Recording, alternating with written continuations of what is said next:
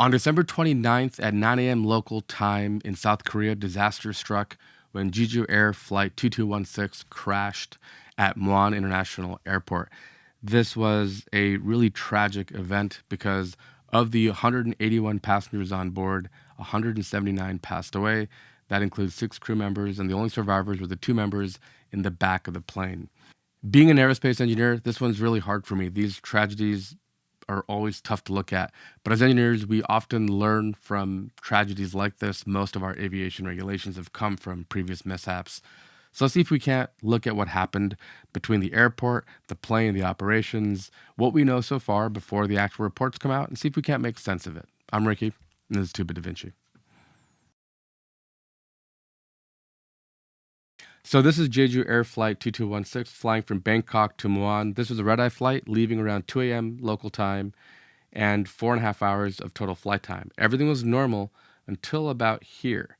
So at 450 feet, 138 knots, everything was pretty normal. So you can see that the speed picks up and the altitude picks up, and that's the last data that we have. So at 8:57, the air traffic control issued a warning of birds in the vicinity.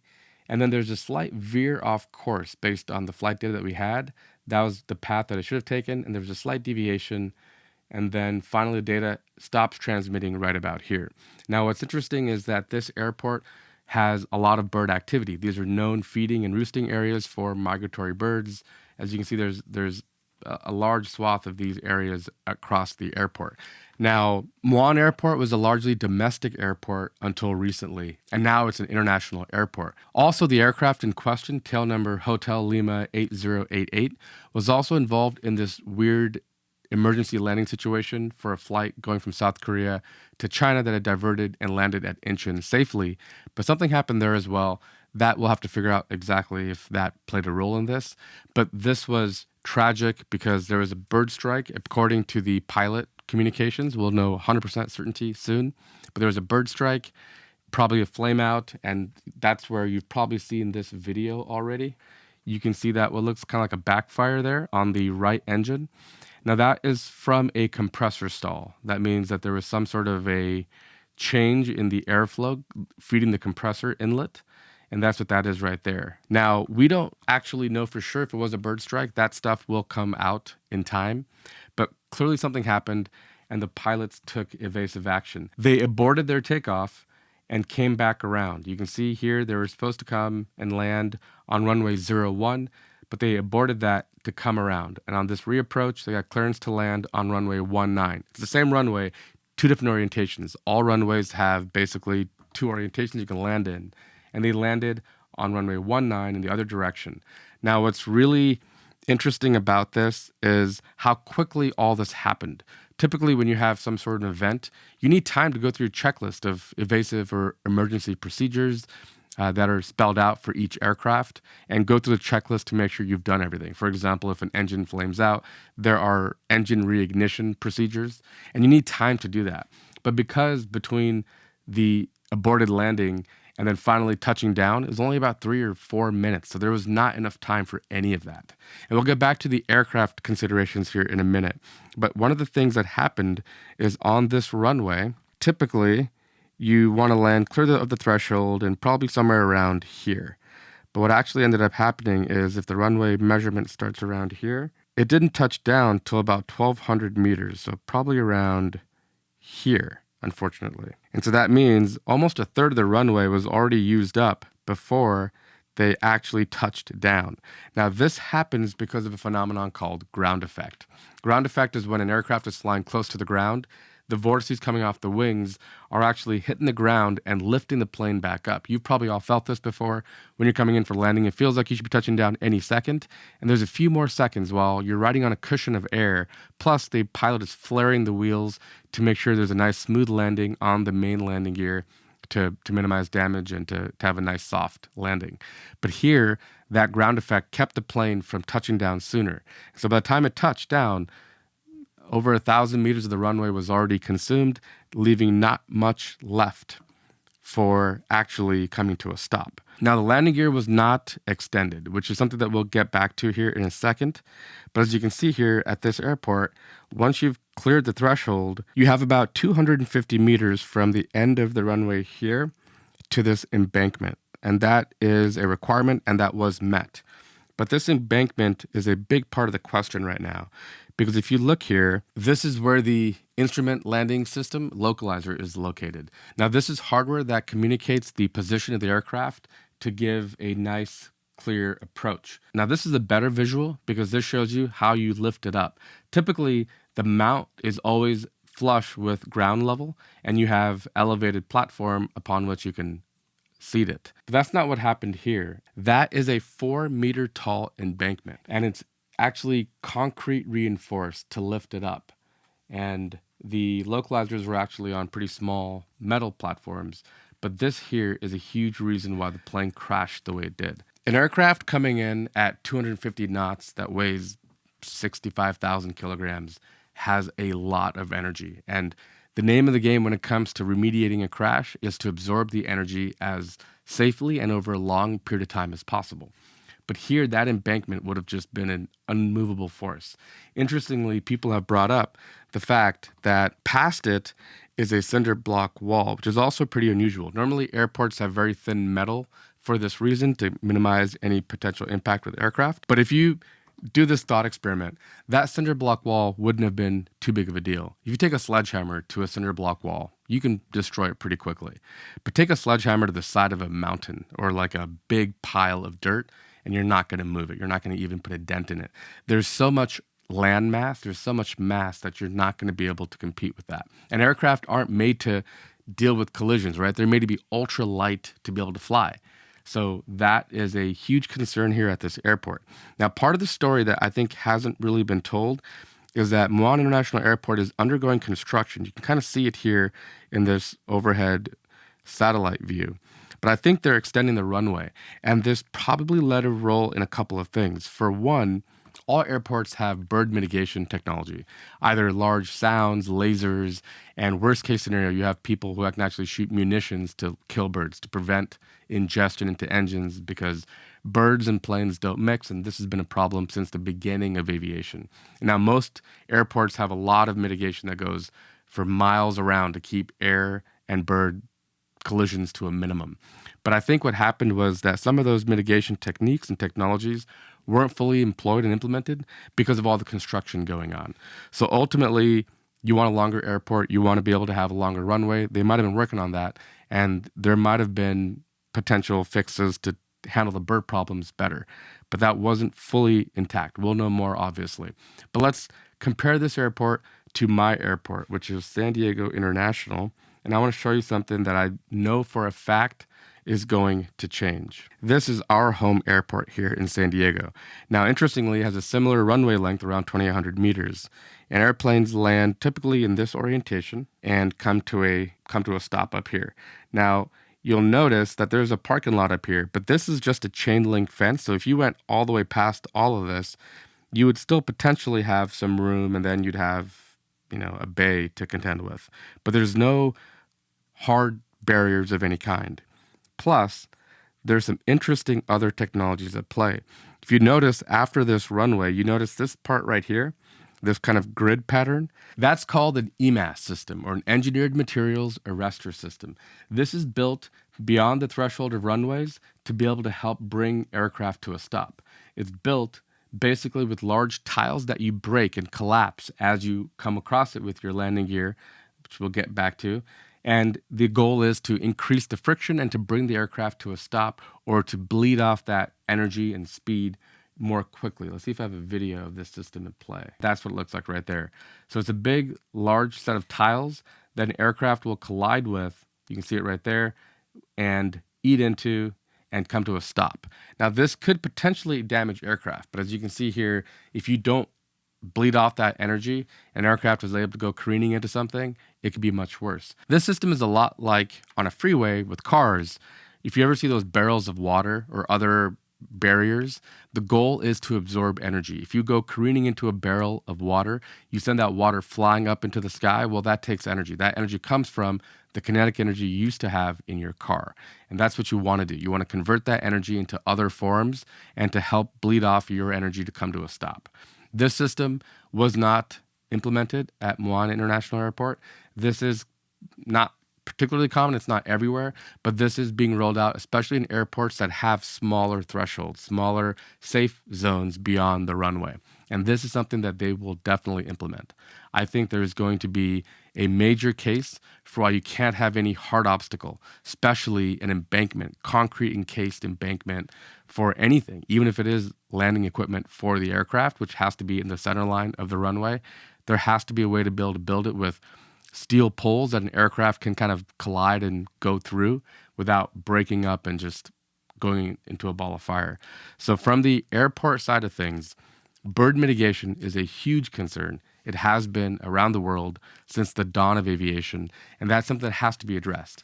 Two, we have to make sure that there are no hard embankments on any of the overshoot sections of runways to be able to keep that to a minimum. And finally, the EMAS system, something that can actually crumble or, help bring the aircraft to a stop. But in all the videos that I showed of the EMAS system, you notice that the landing gear was down. The landing gear is a point of focus of force, high pressure, breaks into the tiles and comes to a stop. In this flight, the landing gear was not extended. This is the underside of a 737. You can see the main landing gear here. The nose landing gear is behind a door up there. Now, in the videos that we've seen, there's no evidence of any sheared off doors or anything, so it appears the gear was never extended. And here are your engines. This is from the bottom, but this would be the left engine over here, looking at it from the top, and the right engine. I bring this up because if you want to understand how the hydraulics of an aircraft work, the engines provide the hydraulic pressure via pumps, and the hydraulic systems are isolated. Here's a quick look at what you would see in the cabin. If you notice here for hydraulic system A, you have engine 1 and electric 2, right? And then for hydraulic system B, you have electric 1 and engine 2. What that means is that the hydraulic system is highly redundant. Here is in blue is system A, and in green is system B. And there's actually a third system, a standby system and reservoir that can also power some of these various systems. So the way this works is that there's an engine-driven pump for system A from engine number 1, which would be the left engine, and an electric motor-driven pump from engine 2. And then for system B, you have the opposite. You have the actual physical pumping driven by the engine from number 2, the right engine, and the electric pump from the left engine. This redundancy allows you to be able to lose one engine and not lose any system. Because remember, the engines don't just provide thrust, they also power hydraulics, and they also provide electricity to the cabin for your in-flight entertainment, for radar, for all the electronic systems of an airplane. So the electric pumps can also provide power. So in this situation, if we had a bird strike in one of the engines, and in the videos it looks like it was the right engine that took the bird strike, but we don't fully know. The picture could have been mirrored, right? Sometimes in vertical videos and TikTok and Instagram, I've seen people flip the videos left to right with the mirror. So we don't really know for sure. But if the right engine were to take a strike, the system should have been fine because it is driven by the engine on the left. But in the landing videos we've seen so far, you'll notice something here. If you look, it's kind of hard to tell, but you see that plume around this engine? This is the right engine. That is that high pressure, high heat plume of exhaust that kind of provides a little bit of a haze. You can kind of see that right here. Whereas this engine appears to be off, and that would be the left engine. So if the left engine were to have a flame out and not be running, then it wouldn't drive the hydraulic pumps directly, but it would be powered by the electric motor-driven pump from engine 2, which is the right engine. So even if one of the engines were to go out, you should still have hydraulic system pressure.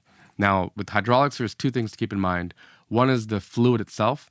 If you were to shear one of the hydraulic lines and lose hydraulic fluid, then a pump wouldn't help you because you would lose hydraulic fluid, right? But that's why most modern aircraft have what's called hydraulic fuses, kind of like a fuse in an electric system. If it detects a really high level of flow, it'll shut off and restrict to minimize how much of the hydraulic fluid is lost. So two independent systems, System A and System B, and they both kind of operate some things together, as we mentioned. You can see that in green, all the elevators, ailerons, brakes, all those systems, the rudders, can be powered by either one. And the main landing gear and nose landing gear extension is only powered by system A. But even then, you can kind of see here that for retraction, system B can actually retract the gear thanks to a power transfer unit, which can then power the gear retraction. For the landing gear, it takes a lot more power to retract it, right? Because you're fighting against gravity to put the wheels up. To extend it, it could potentially just be gravity fed. Now, there's more complications than that because the landing gear has to also lock.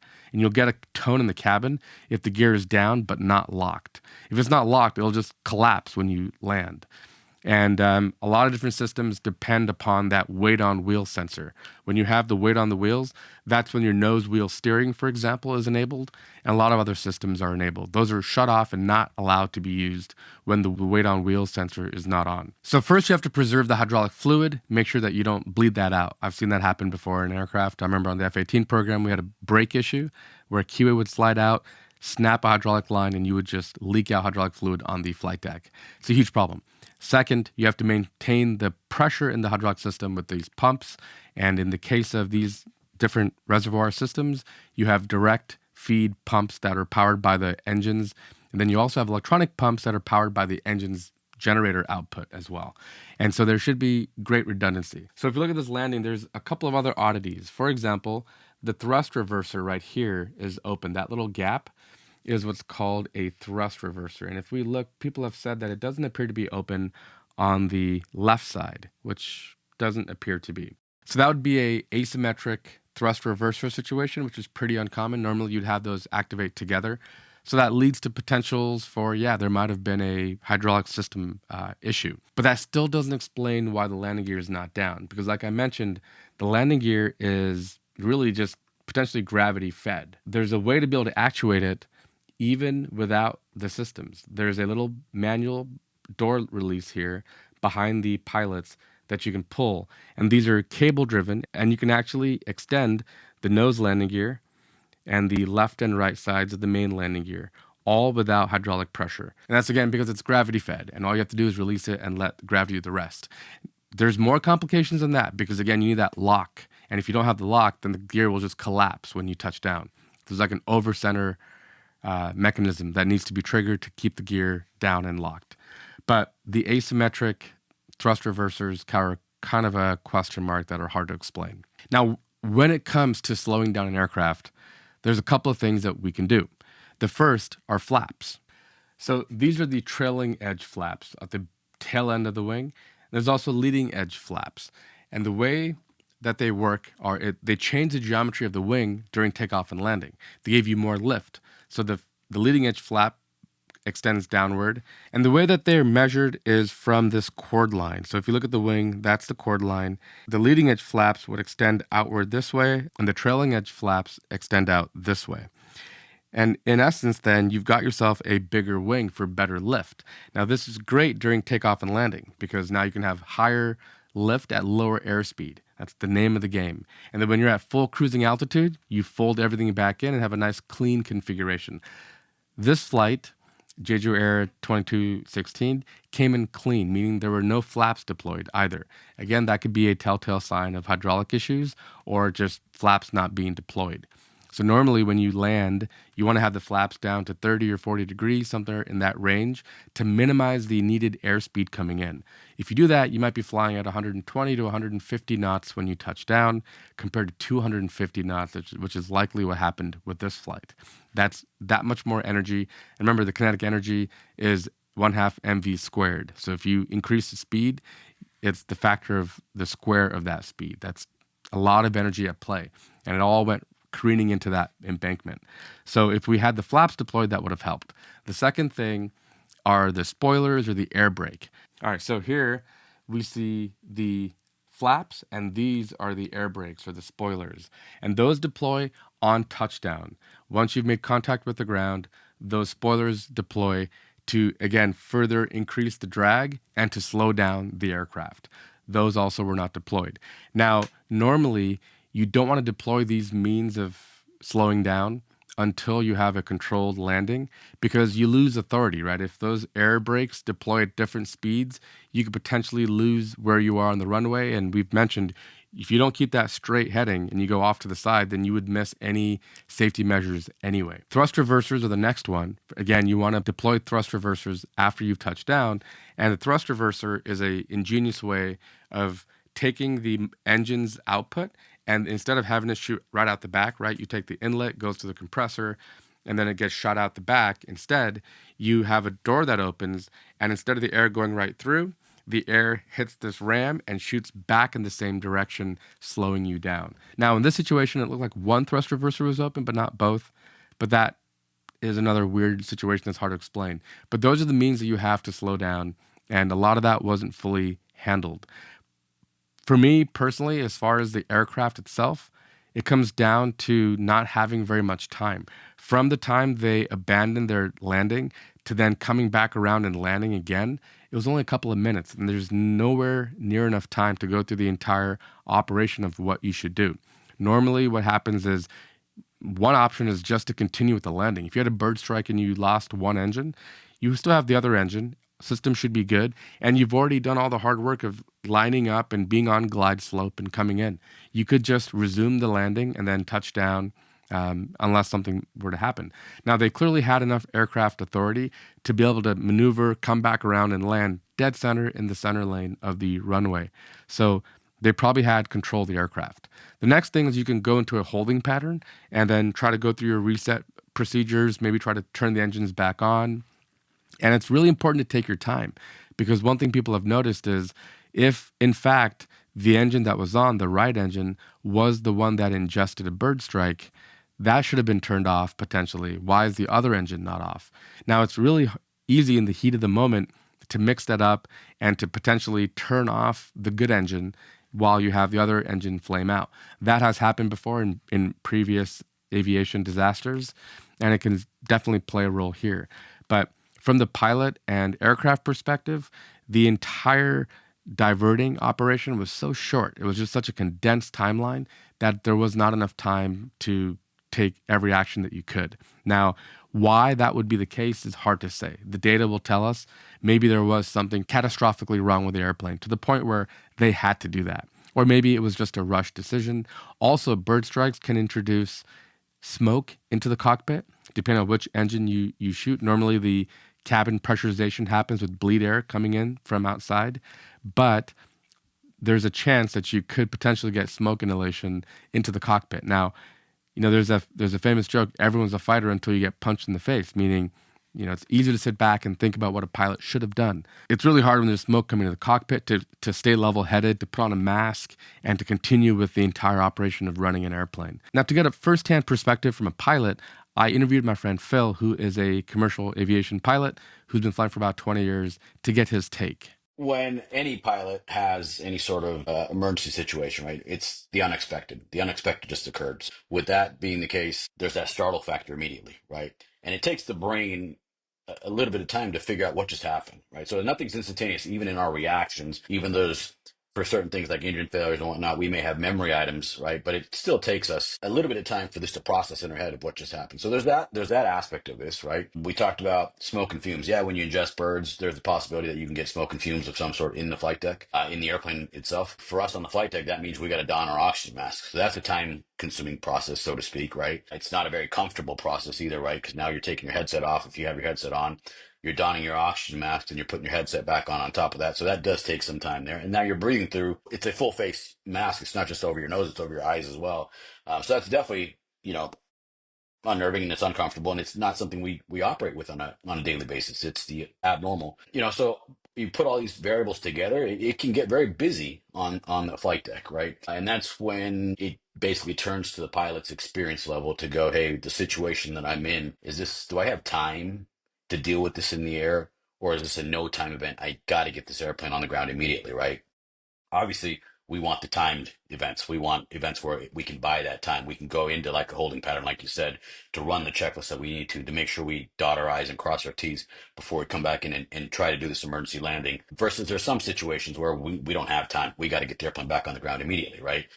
So in their situation, again, I don't know what they faced. They elected to go around after the bird strike, which is totally fine. And between the time they went around and they came back in, it was a very short period of time. So clearly once they went around, they realized they didn't have enough time, I guess, and they brought it back in. And that's the unknown right now. We don't know what was actually taking place on that flight deck, right? Was there smoke and fumes in there? Did they don the masks? Did they have, a bunch of master cautions, master warning lights go off because they did sever a line somewhere?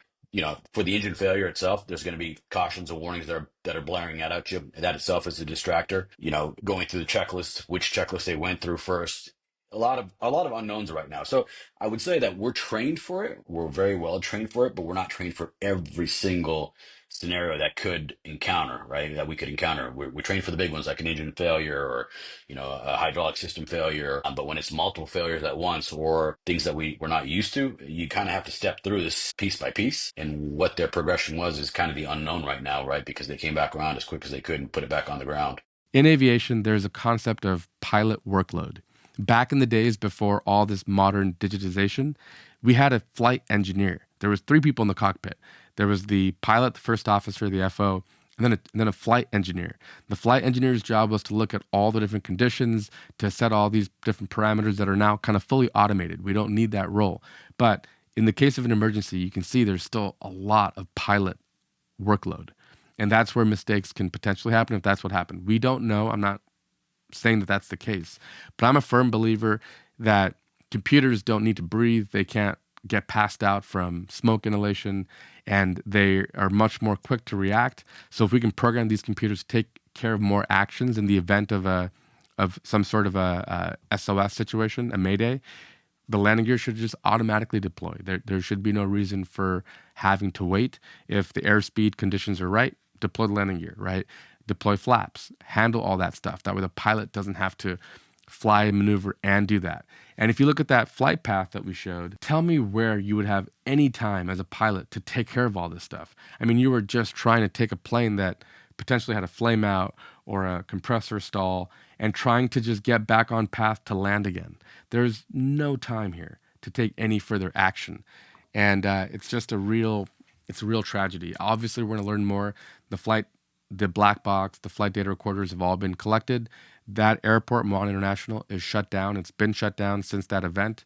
And I think there's going to be a lot that comes from this. But to summarize, I think it comes down to this. From the airport perspective, I don't think we can have any kind of embankments that would just completely bring an aircraft to a stop instantaneously. We can't have that. If we need to lift our localizers for air traffic control purposes and for communication with an aircraft, we have to do that with metal bars that can bend and collapse and break and not need concrete reinforced embankments. The second thing is we can deploy things like EMAS, right, to even further add safety, where if you go overshoot the runway, you come across some sort of a mechanism built and designed to brake and to increase the friction. Now, even though this plane didn't have landing gear down, the nacelles of the engine and the back of the plane would have crushed these tiles potentially and enjoyed some of the same benefits as the landing gear would have. So from an airport perspective, bird mitigation, airport runway designations, if you're doing active construction on a runway, maybe we have to take even further measures to make sure that everything is safe, checking all embankments and any obstructions in the path of the overshoot sections of runways, and finally deploying even higher tech safety measures to bring aircraft to a stop in the event that this happens. Because this does happen, and sometimes it happens without much incident. No one dies, it's just that the plane couldn't stop on time. And then, of course, from the aircraft side and the operational side, further safety and training and all that comes from what we find. As an aerospace engineer, these stories are hard to tell because these are heartbreaking. I mean, that's a lot of loss of life. It's just one of the biggest tragedies that we've had in quite some time. But the reality of engineering is a lot of what we learn happens after tragedy. A lot of the aviation, especially the regulations, how we do flight operations, air traffic control management, it all comes from different times when things went wrong, and we learn from them. And we take that really seriously in engineering. And that's why we can't just put our heads in the sand and not talk about the bad stuff too. I know I talk about mostly about all the optimistic stuff, but this story is just hard, and my thoughts and prayers are with the families that are affected and everybody. It's a tough thing to go through, and in the coming weeks we'll know more about what actually happened, and I'm sure that we will have long-standing higher safety regulations or ideas and measures that we can take to prevent tragedies like this in the future, which is ultimately at the heart of most engineering pursuits. All right, that's a quick look at what happened to Jeju Flight 2216. Thanks for watching. We'll catch you guys next week.